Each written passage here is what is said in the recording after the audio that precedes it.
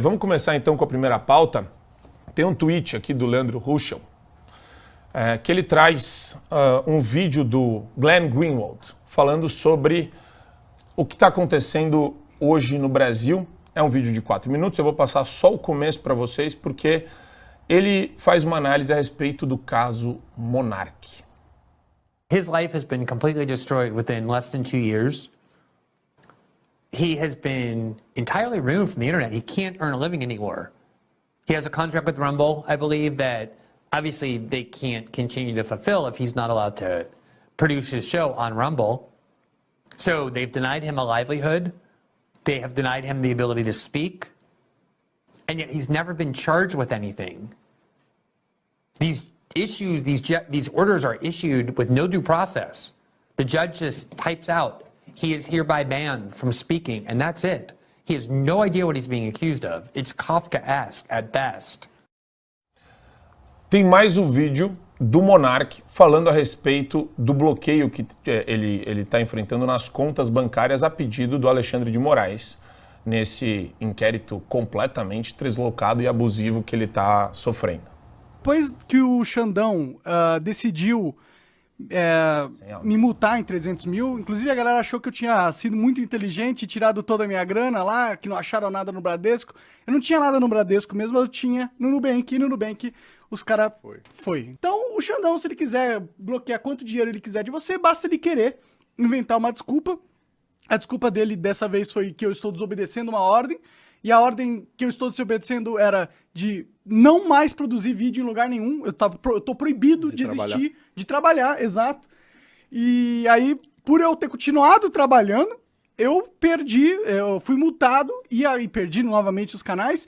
E teve uma notícia muito triste, que me dificulta muito a minha vida, que é o Rumble, infelizmente, suspendeu o meu contrato, tá?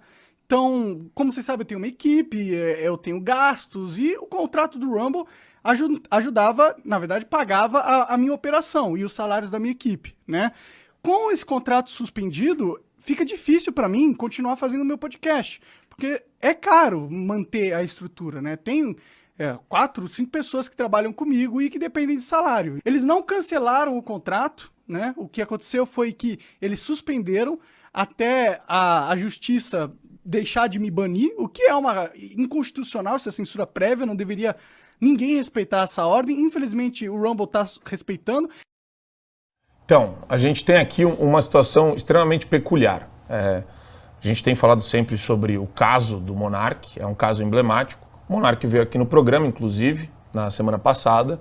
A gente discorda de vários assuntos do Monark. É impressionante, assim. Eu achava que a gente ia concordar muito mais com ele. Ele optou por uma estratégia até de comunicação que eu acho errática, né? Ele não... Durante a campanha inteira, ele ficou meio que em cima do muro. Mas, assim, independentemente de apoiar Lula ou Bolsonaro e o discurso errático dele, ele é vítima. Ele é vítima de um processo kafkiano. Então, a gente está vendo os maiores absurdos contra as liberdades individuais serem cometidos e perpetrados por Alexandre de Moraes em desfavor de Monark.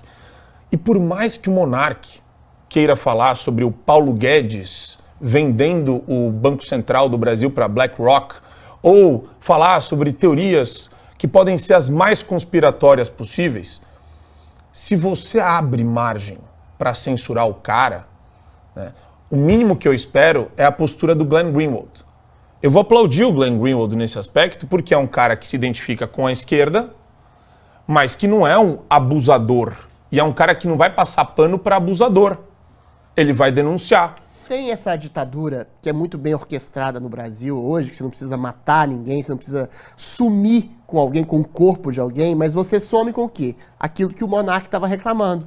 Você some com o trabalho da pessoa, você some com a imagem da pessoa, você dá uma multa gigantesca para a pessoa perder seu sustento, e ainda fala, se você não obedecer, você vai para cadeia. Ou seja, a pessoa tem que obedecer a uma censura opressiva que desmonetiza, que destrói o seu trabalho, destrói a sua vida, ainda tem que ficar quieta. E hoje, e outra coisa, outra estratégia, ela é pontual, essa ditadura. Ela não oprime milhões de pessoas pela censura. Ela pega influenciadores aqui, políticos acolá, ela pega jornalistas acolá e os esquarteja virtualmente, simbolicamente, e coloca seus pedaços nas várias partes da nação, fala, olha, se você reclamar, se você contestar o sistema eleitoral, se você contestar a justiça eleitoral, se você fizer uma crítica subjetiva, sem nenhum tipo de ordenamento, sem nenhum tipo de lógica, a quaisquer dos ministros do STF, você pode ser destruído, você pode ter sua reputação absolutamente arruinada, sua vida financeira arruinada e seu trabalho arruinado. Então fica quietinho, molda o seu discurso. E aí as pessoas vão, pelo medo, moldando o seu discurso, não só pessoas, não só jornalistas, como emissoras de rádio, emissoras de TV. Eu falo isso com tristeza. Vê o que se transformou na Jovem Pan hoje, que eu trabalhei lá durante 4 anos.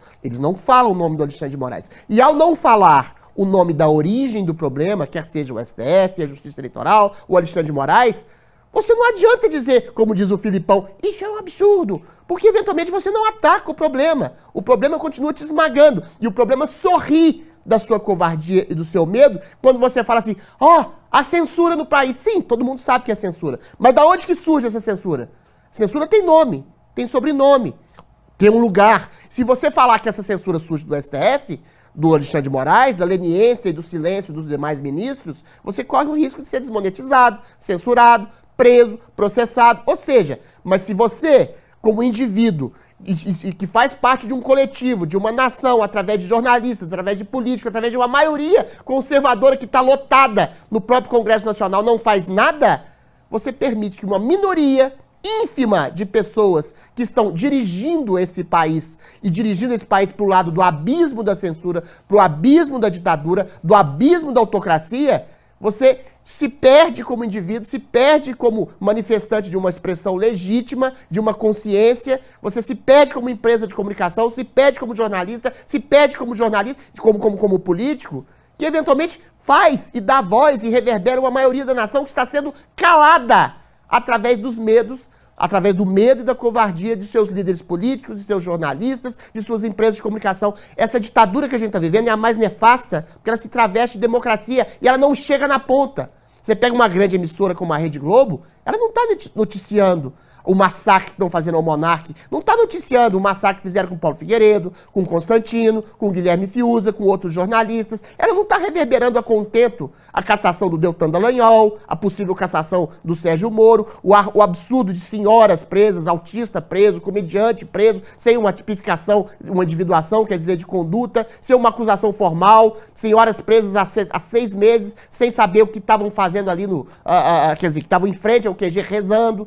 Isso não chega na grande mídia, ou seja, essa notícia de que há uma censura inclemente no Brasil não chega à maior parte da população. E nós a gente fica reverberando nessas bolhas. Aí, qual que seria a solução? As nossas lideranças políticas, os nossos jornalistas falarem a plenos pulmões que existe uma ditadura no Brasil, mas não falam por medo, por covardia ou por leniência política e oportunismo de achar que eles vão fazer parte dessa ditadura. O monarca era um liberal isentão. Bolsonaro e Lula era a mesma coisa. Olha o que está acontecendo com ele. Esse isentismo é a principal causa desse massacre que a gente está recebendo. Agora, eu não vou abandonar o monarca, como não vou abandonar nenhuma pessoa, nem que seja do PCO, nem que seja de esquerda, de estar sendo censurada. Porque a censura, como diz o filósofo Emílio Surita, não tem ombro. Ela entra e vai arrebentando tudo se ninguém a para no caminho.